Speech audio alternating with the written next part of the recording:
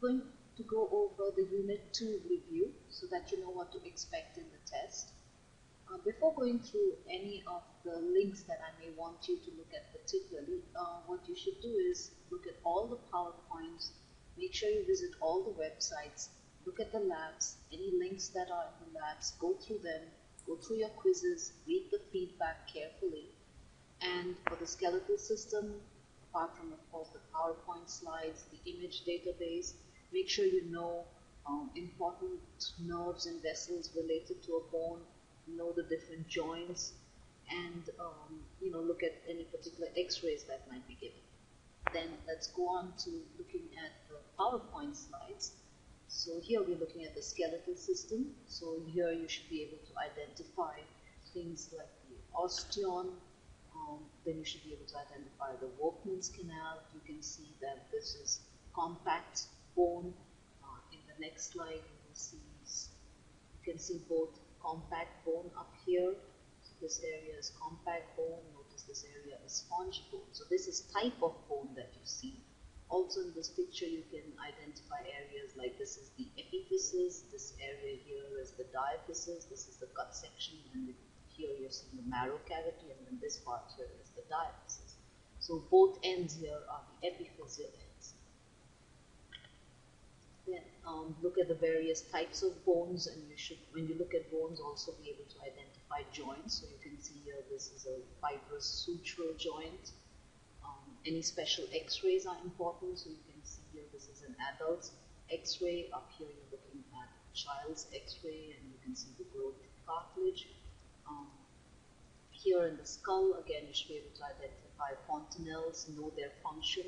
Their function is not for you to detect intracranial pressure. That's something that you can do, but the reason the fontanelles are present is so that they allow for bone growth and molding of the bones during parturition. Again, you look at the various parts of the skull. If there are any important foramina present which are mentioned in your lab, you should know what passes through them. For example, here through the foramen magnum. You should know these paranasal sinuses, where they are present, which bones they are related to. And then in any bone, if I mention a particular nerve or an artery, it's important that you know the exact name of that nerve and artery. For example, here in relation to the mandible, you have the inferior alveolar nerve and vessels. When you look at the humerus, you have the axillary artery and the axillary nerve in relation to that. So it's important to know that. If I give you anything special about a bone or any structure, again, you must know those. You should be able to differentiate between the vertebrae. So again, you should look at these carefully and know how you differentiate them. Up here, you can see, you should again be able to identify the intervertebral canals or intervertebral foramina, which are here, and the vertebral foramen, which is here where the spinal cord is present. Notice that in the vertebral foramen, you have the spinal cord, and through the intervertebral foramina pass the nerves and blood vessels. So make sure you look at these very, very carefully. In the axial skeleton, again, you should be able to identify the bones and the joints present between these bones. Whenever you talk of joints, make sure you name the joint, and if it's asked identify the joint, then you write the name of the joint. If it asks you what type of joint it is, then you can say fibrocartilaginous or synovial or fibrous, depending on what kind of joint it is, which joint I'm talking about. And in case you talk about cartilaginous joints, make sure you write secondary or primary cartilaginous joints. For example, up here in the vertebral column, don't say just cartilaginous. Always say secondary cartilaginous or fibrocartilaginous joints.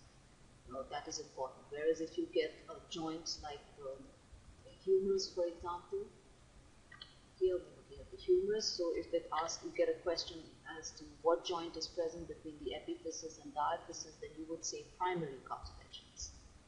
So here are the artery and nerve related to this neck of the humerus, and this is the surgical neck of the humerus. And the importance is that if this artery and nerve, because the artery and nerve are present here, there's a fracture, you need to you would need to do surgery, and these could be involved. Again, learn to recognize bones, so use the image database, and also compare them with the structures up here. So let's look at this one here. So here you can see the radius and the ulna. Notice how the ulna has this beak-shaped process. The radius, has this area which is flat on the top. This area here is the tuberosity of the radius. Compare this to the pictures in the image database, which I will show you shortly. Also know that the lower ends are known as the styloid process. So this is one styloid process, and this one here is the other one. So learn to recognize this. Again, here are the two pelves, and learn to identify between a male and a female pelvis. So in the male pelvis, notice how the subpubic arch is acute, less than 90 degrees. In a female, it is obtuse, more than 90 degrees. You must mention specifically the areas that you're using to diagnose between a male and female. Don't just say outlet is big or male pelvis is bigger. Always mention subpubic arch is acute in a male or is obtuse in a female. So you have to give specific identifying features. Now here again you can see the femur. Do not confuse between bones. The femur is different, even though like the humerus it has a head. Notice that it has a very long neck, whereas if you go back and look at the humerus has a very, very short neck.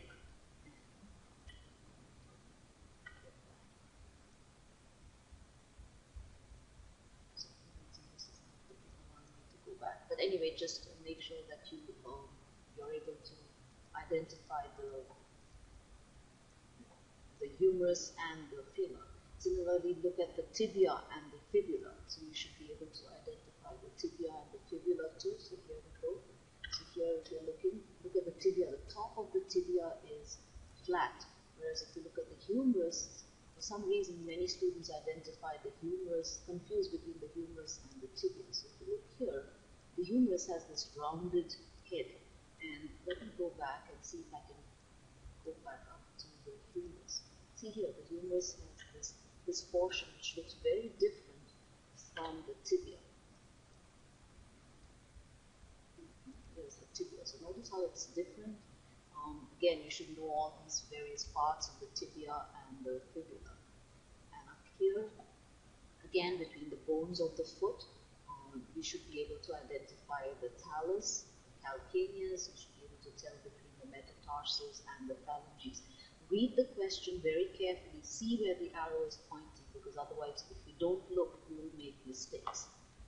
Now let me go to the image database which I want to show you, and I'm going to show you some important images that you should be able to identify. So here we are looking at part of the image database here. So this, of course, you can see is the scapula. You can learn to identify the various parts. Here again, if you look, see this is the humerus. So notice the shape. You can see that this part here is rounded. This is the head of the humerus.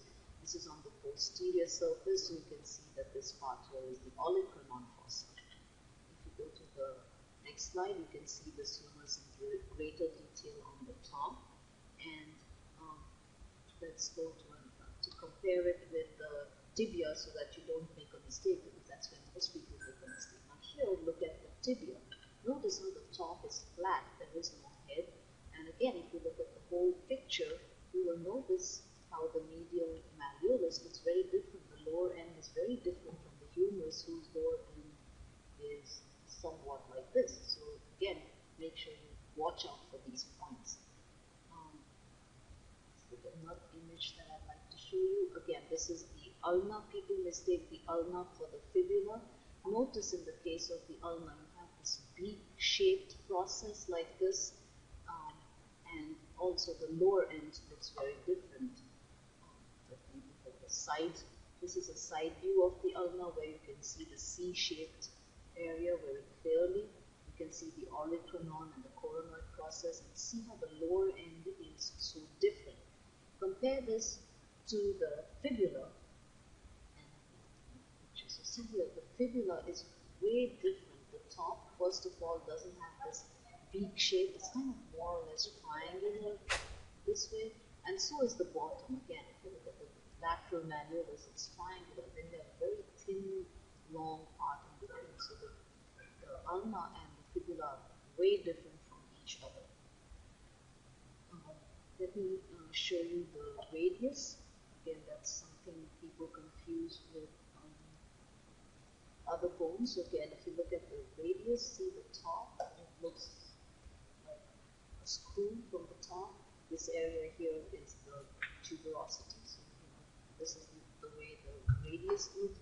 And again, if you look at the lower end of the radius, notice how, again, it's got the styloid process and it kind of broadens out. And compare this, people mistake the radius again for the tibia for some reason, but you know that looks way different. This is the femur, so you should be able to identify the various parts: the head of the femur, the neck, the greater trochanter, lesser trochanter, and the two condyles up here, and a little higher up here you have the epicondyles. So again, make sure that you look at all these structures and know how to identify them. In the joints, as I mentioned, it's important for you to be able to look at the joints and identify joints. So you should, if you're asked about movement of joints, like here, for example, if you're given this joint and asked to identify what it is, you should say pubic symphysis. If you're asked about the type of joint, then this is a secondary cartilaginous joint. On the other hand, let's say you get something like the shoulder joint. So let's look up here at the shoulder joint. So then this is identifying the name of this joint is shoulder joint, the type is ball and socket. If you're asked about movements, always mention all the movements: flexion, extension, abduction, adduction, and rotation, medial and lateral. In case of shoulder, suppose it was the elbow joint, then you would only say flexion, extension. Don't say all movements possible. You have to identify each separate movement. It's extremely important. So go through all of these and make sure that you're well prepared for the test.